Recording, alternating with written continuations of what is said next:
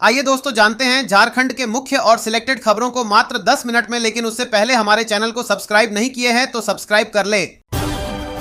असम और बंगाल चुनाव में प्रत्याशी उतारेगा झामुमो, सीएम हेमंत सोरेन ने दिए संकेत। दरअसल मुख्यमंत्री हेमंत सोरेन ने संकेत दिया है कि झारखंड मुक्ति मोर्चा झामुमो असम और बंगाल में होने वाले विधानसभा चुनाव में अपने प्रत्याशी उतार सकता है। वहां आदिवासी बाहुल्य क्षेत्रों में झामुमो स्वतंत्र रूप से चुनाव लड़ सकता है। यह संकेत सीएम ने मंगलवार को दुमका हवाई अड्डे से रांची उड़ान भरने के पहले मीडिया से बातचीत के दौरान दिया। वहीं मुख्यमंत्री ने कहा कि झामुमो का यह स्वतंत्र विचार है, इस विषय में पार्टी की जो राय होगी उसके हिसाब से आगे बढ़ेंगे। सीएम ने कहा कि असम के क्षेत्रों में पूर्व से ही गुरुजी का भ्रमण होता रहा है, वहां के लोग पहले से ही झामुमो को जानते हैं। असम में बड़ी संख्या में आदिवासी समुदाय के लोग रहते हैं, वहां का चाय का व्यवसाय आदिवासियों के कंधे पर है। 100 से 150 वर्षों से अलग अलग राज्यों में आदिवासियों को काम लेने के लिए बसा दिया गया, पर वे अपनी मान्यता के लिए जद्दोजहद कर रहे हैं। जहां जहां आदिवासी समुदाय के लोग बसे हैं, उन्हें झामुमो पर विश्वास है। अगर हम लोग उनकी आवाज बनने का कोई माध्यम बन सकते हैं तो उसमें कोई हर्ज नहीं होना चाहिए।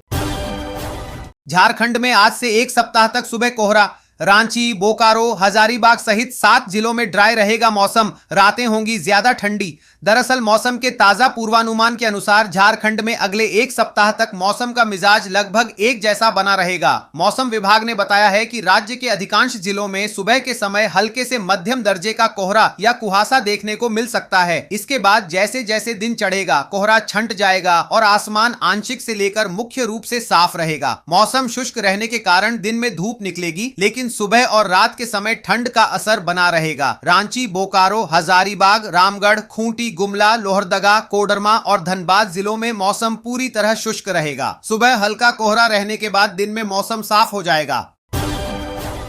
मैट्रिक इंटर परीक्षा का दूसरा दिन, पहली पाली में हो रही 10वीं की परीक्षा, प्रशासन अलर्ट, छात्रों में दिखा आत्मविश्वास। दरअसल झारखंड एकेडमिक काउंसिल JAC द्वारा आयोजित मैट्रिक और इंटरमीडिएट परीक्षा 2026 का आज पूरे राज्य में दूसरा दिन है। राज्य के सभी जिलों में एक साथ परीक्षा संचालित की जा रही है। पहली पाली में मैट्रिक की परीक्षा शुरू हुई, जबकि दूसरी पाली में इंटरमीडिएट की परीक्षा ली जाएगी। आज हिंदी कोर्स A और B पेपर की परीक्षा है। इस वर्ष राज्य भर में करीब 7.5 लाख छात्र छात्राएं परीक्षा में शामिल हो रहे हैं। परीक्षा को लेकर शहरी और ग्रामीण दोनों क्षेत्रों में केंद्रों पर सुबह से ही परीक्षार्थियों की भीड़ देखी गई। अधिकांश छात्र रिपोर्टिंग टाइम से पहले केंद्र पर पहुंच गए थे, जिससे परीक्षा को समय पर शुरू करने में सहूलियत मिली। वहीं बोर्ड परीक्षा को लेकर पूरे राज्य में प्रशासन पूरी तरह सतर्क है।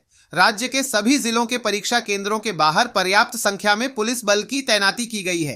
कई संवेदनशील केंद्रों पर अतिरिक्त सुरक्षा व्यवस्था की गई है। केंद्रों के अंदर CCTV कैमरे, स्टैटिक मजिस्ट्रेट और उड़न दस्ता दल लगातार निगरानी कर रहे हैं।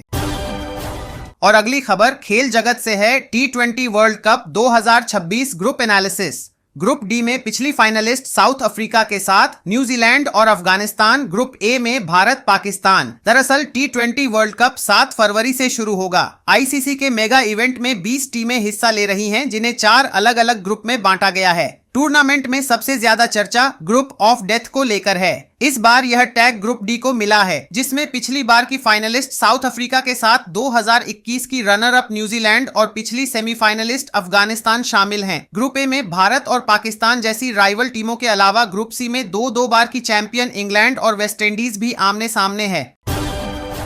कोडरमा में हाथियों का कहर, 3 दिनों से डेरा, रात में गांव में बोलते हैं धावा, आलू की फसल और घर के बाहर रखा धान बर्बाद। दरअसल कोडरमा जिले के सतगांवा प्रखंड में हाथियों का उत्पात थमने का नाम नहीं ले रहा है। मीरगंज पंचायत के डांटी भागलपुर गांव में बीती रात हाथियों के एक झुंड ने जमकर तबाही मचाई। ग्रामीणों के अनुसार हाथियों का यह झुंड पिछले 3 दिनों से इलाके में घूम रहा है, लगातार नुकसान पहुंचा रहा है। रात के अंधेरे में गाँव में घुसे हाथियों ने सबसे पहले खलिहानों को निशाना बनाया और वहाँ रखी बिचाली और धान को रौंद डाला। अचानक हुई इस घटना से गाँव में अफरा तफरी मच गई और लोग अपने अपने घरों से बाहर निकल आए। हाथियों के उत्पात से किसानों को भारी नुकसान हुआ है। गांगो मांझी और नरेश मांझी के खेतों में लगी आलू की फसल को हाथियों ने पूरी तरह नष्ट कर दिया। इसके अलावा कौशल्या देवी और छोटन राम के घर के बाहर रखे धान को भी हाथियों ने बर्बाद कर दिया। ग्रामीणों का कहना है कि मेहनत से उगाई गई फसल और साल भर का अनाज कुछ ही देर में खत्म हो गया। नुकसान से आहत ग्रामीण प्रशासन से मुआवजे की मांग कर रहे हैं। उनका कहना है कि यदि समय रहते हाथियों को नहीं खदेड़ा गया तो नुकसान और बढ़ सकता है।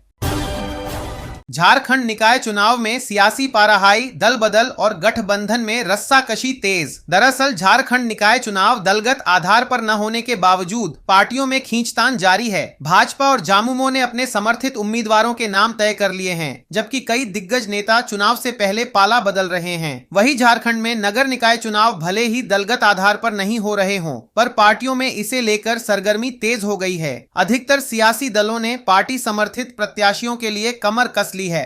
दूसरी ओर कई संभावित प्रत्याशी अपने पुराने दल को छोड़ नई पार्टियों में शामिल हो रहे हैं। अलग अलग गठबंधनों में शामिल दलों में भी इसे लेकर रस्साकशी चल रही है। हाल यह है कि भाजपा ने उन प्रत्याशियों के नाम तय कर लिए हैं जिन्हें पार्टी स्तर पर समर्थन करना है। चूंकि चुनाव पार्टी सिंबल पर नहीं होना है, ऐसे में नामों की आधिकारिक घोषणा नहीं की गई है। हालांकि पार्टी समर्थित प्रत्याशियों के नाम तय होने के साथ ही भाजपा में अंदरूनी खींचतान शुरू हो गई है। रांची से सीधे भोपाल जाने का रास्ता खुला। भोपाल धनबाद एक्सप्रेस को सप्ताह में 3 दिन चलाने का सुझाव मंजूर। नई ट्रेन बरकाकाना लोहरदगा होकर चलेगी। दरअसल रांची और आसपास के यात्रियों के लिए अच्छी खबर है। अब उन्हें भोपाल जाने के लिए सीधी ट्रेन सुविधा उपलब्ध होने की संभावना है। हाल ही में नई ट्रेन भोपाल धनबाद एक्सप्रेस को सप्ताह में 3 दिन चलाने के सुझाव को मान लिया गया है। इस ट्रेन के लिए चंद्रपुरा, बोकारो थर्मल, रांची रोड, पतरातू, खलारी, लातेहार, डाल्टनगंज होते हुए भोपाल जाने का मार्ग प्रस्तावित है, लेकिन अब इसका मार्ग बदलकर टोरी, लोहरदगा, रांची, मेसरा और बरकाकाना किए जाने की मांग को मध्य रेलवे ने स्वीकार कर लिया है। जेडआरयूसीसी सदस्य अरुण जोशी लंबे समय से इस मार्ग पर सीधी ट्रेन सुविधा देने की मांग करते रहे हैं। उन्होंने बताया कि उनके पत्र के जवाब में पश्चिम मध्य रेलवे जबलपुर ने स्पष्ट किया है कि प्रस्तावित मार्ग पर ट्रेन संचालन के सुझाव को रेलवे ने मान लिया है। जल्द ही इस पर मंत्रालय के स्तर से निर्णय लिए जाने की संभावना है।